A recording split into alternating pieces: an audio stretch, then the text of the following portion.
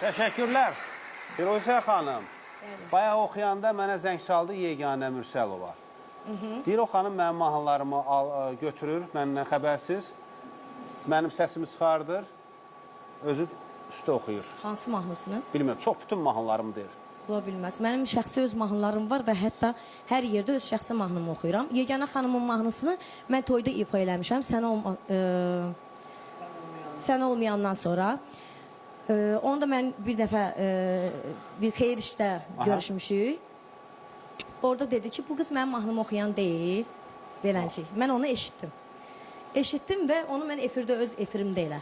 Dedim ki, bəs hamının mahnısını oxuyur. Amma mən şəxsən, yenə də deyirəm, öz gücümə gəlib çıxmışam bura və öz mahnılarımı ifa edirəm. Heç bir kəsin mahnısını Yeganə xanım isə mahnısını toyda çoxunu oxuyuram mən onu. Amma Məhət Barbarzadənin rəhmətli mahnılarını oxuyurdular. Mən də mahnılarım.